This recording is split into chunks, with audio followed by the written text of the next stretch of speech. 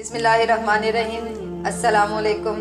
आज आपको नादर शाह का वाकया वो बताऊंगी कि जो हिंदुस्तान के बादशाह थे, मौला अली के हरम पर कुत्ता और शराब लेकर गए तो क्या मौजज़ा हुआ, और मौला अब्बास का एक दुल्हन को कैसे बचाया जाना। जो मेरे चैनल पर नए हैं, प्लीज़ मेरे चैनल को सब्सक्राइब कर दें और साथ में दिए गए बेल आइकन पे ज़रूर क्लिक करें। नादर शाह दुरानी जब इसने हिंदुस्तान पर हमला किया और कब्जा कर लिया तो हालात नॉर्मल हो गए ना। तो नादर शाह दुरानी का एक वजीर था जो कि शिया था, उसका नाम था महदी। महदी ने कहा नादर शाह से कि भाई अब तो सब कुछ सही हो गया, अब जरा हमको इजाजत दे दीजिए, मैं नजफ जाना चाहता हूँ। अरबाइन के दिन आ रहे हैं, मुझे मशी करनी है, मौला अली के हरम की जियारत करनी है।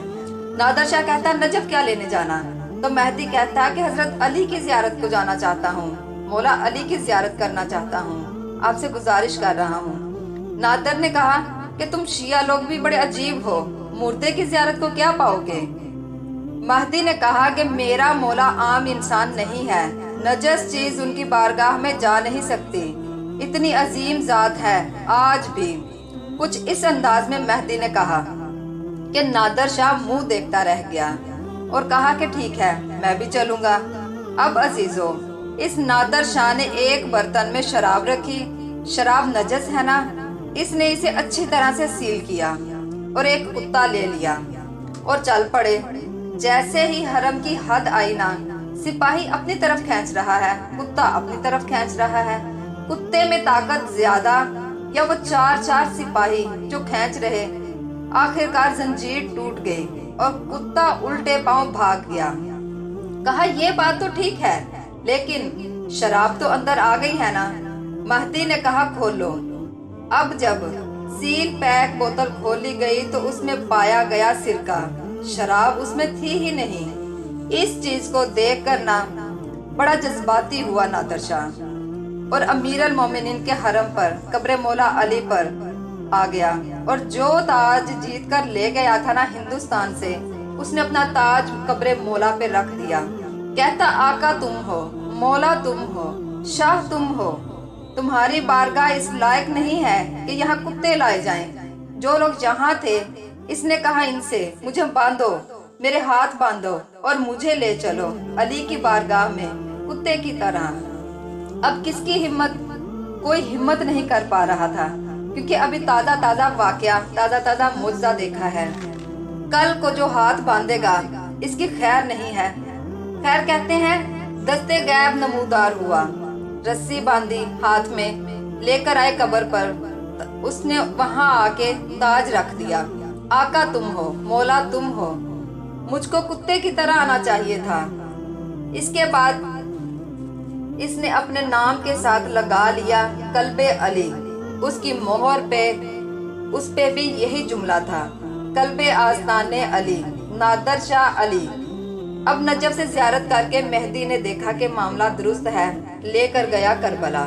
उसको पहले लेकर आया मेरे लजपाल हुसैन की बारगाह में, एक एक चीज समझानी शुरू की कि ये इमाम हुसैन की कब्र है, ये हबीब इब्ने मज़ाहर की कब्र है, यहाँ शहजादा अली असगर हैं, यहाँ शहजादा अली अकबर हैं, इकट्ठे हैं यहाँ पे साथ। यानी कि सबकी जियारत करवाई और बताया सारा कुछ। अच्छा, तो सबकी जियारत करवाने के बाद लेकर आया मेरे मुर्शद, मेरे आका मौला अब्बास अलमदार, बनी हाशम के चांद के रोजे मुबारक पर। कहा ये कौन है। कहता महदी ये मौला हुसैन का भाई है, मौला अली इब्ने अबी तालिब का बेटा है। नादर शाह के दिल में एक बात आई। कहता अगर ये हुसैन का भाई है तो साहब की कब्र पास है, बेटों की कब्रें पास है, तो भाई की कब्र क्यों दूर है। अब महदी ने लाख समझाना चाहा, उनकी ख्वाहिश थी, उनकी वसीयत थी, लेकिन नादर की समझ में नहीं था आ रहा। अचानक अब यहाँ से सुनिएगा कि अचानक शोर और गिरिया बुलंद हुआ। तो नादर ने कहा कि क्या बात है। तो महदी ने कहा कि यहाँ तो अक्सर मुसीबत ज़दा लोग आते रहते हैं, किसी के ऊपर आफत आई होगी, आया होगा अपने हालात दुरुस्त करवाने। कहा बुलाओ उसको, भला कौन है। एक लड़का जवान पकड़कर लाया गया। कहता क्या बात है।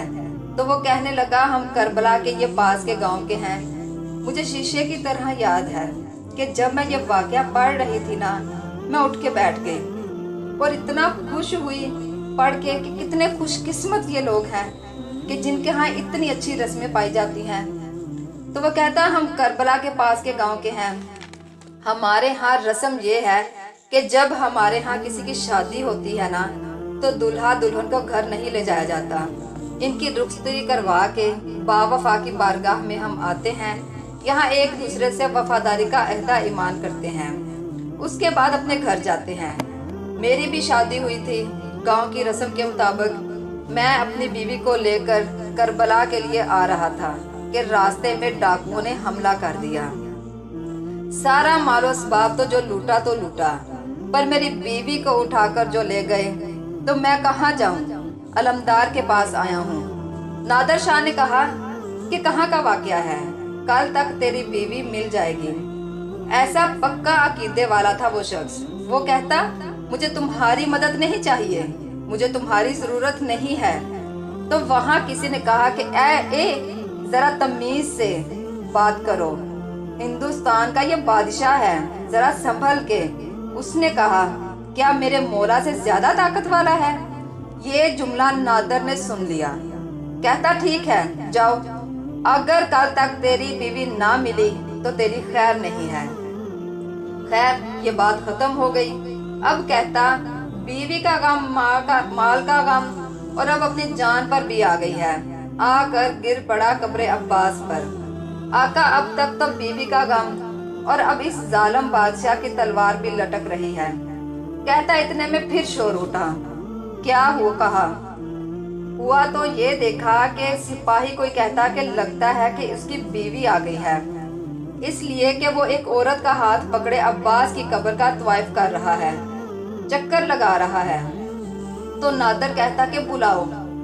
اب اس کی بیوی تھی سامنے، اس نے کہا کہ بتاؤ مجھے قصہ کیا ہوا۔ تو جہاں تک اس نے سنایا تھا اس کی بیوی نے بھی سنایا۔ تو اس کی بیوی کہتی ہے اس کے بعد ڈاکوؤں نے جب سب کچھ لوٹ لیا تو مجھ کو بھی لے کر چلے، تو اب تو میں کس سے فریاد کرتی، کیا فریاد کر سکتی تھی؟ جب کچھ نہیں سمجھ میں آیا تو میں نے وہیں سے رخ کیا کربلا کا۔ بات وہی ہوتی ہے نا، پر مانگنے کا سلیقہ کیا بھلا کہ اے سکائے سکینہ میری مدد کرو؟ نہیں، بالکل نہیں۔ اے باب الحوائج میری مدد کرو؟ نہیں۔ ایک ایسا جملہ کہا اس نے، کہتی میں جب ہر طرف سے مایوس ہو گئی تو رخ کیا کربلا کا، اور وہیں سے چیخ کے کہتی ہوں اے زینب کے بھائی میری عزت تمہارے حوالے ہے، اے زینب کے بھائی میری عزت تمہارے حوالے ہے۔